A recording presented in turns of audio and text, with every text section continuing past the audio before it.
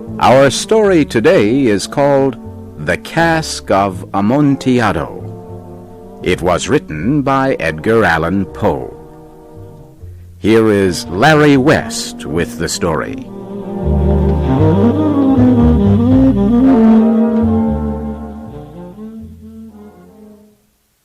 Fortunato and I both were members of very old and important Italian families.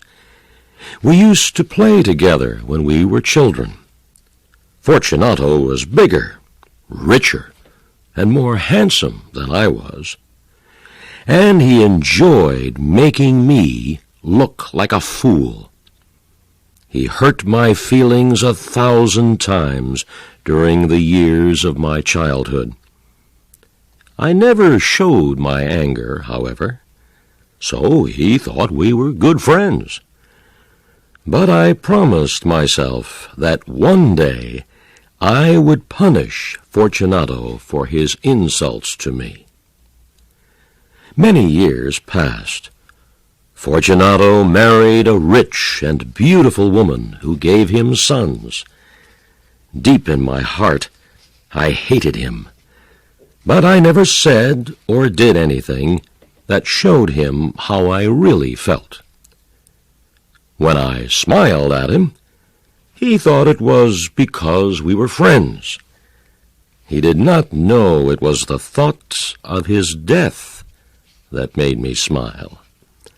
Everyone in our town respected Fortunato. Some men were afraid of him because he was so rich and powerful. He had a weak spot, however. He thought he was an excellent judge of wine. I also was an expert on wine. I spent a lot of money buying rare and costly wines. I stored the wines in the dark rooms under my family's palace. Our palace was one of the oldest buildings in the town. The Montresor family had lived in it for hundreds of years. We had buried our dead in the rooms under the palace. These tombs were quiet, dark places that no one but myself ever visited. Late one evening, during carnival season, I happened to meet Fortunato on the street. He was going home alone from a party.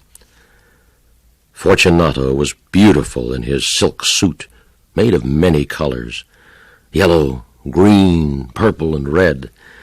On his head he wore an orange cap, covered with little silver bells. I could see he had been drinking too much wine. He threw his arms around me. He said he was glad to see me. I said I was glad to see him, too, because I had a little problem. "What is it?" he asked, putting his large hand on my shoulder. "My dear Fortunato," I said, "I'm afraid I have been very stupid. The man who sells me wine said he had a rare barrel of Amontillado wine. I believed him, and I bought it from him. But now I'm not so sure that the wine is really Amontillado." "What?" he said. "A cask of Amontillado at this time of year? An entire barrel? Impossible." Yes, I was very stupid. I paid the wine man the full price he wanted, without asking you to taste the wine first. But I couldn't find you, and I was afraid he would sell the cask of Amontillado to someone else. So I bought it." "A cask of Amontillado?" Fortunato repeated. "Where is it?" I pretended I didn't hear his question.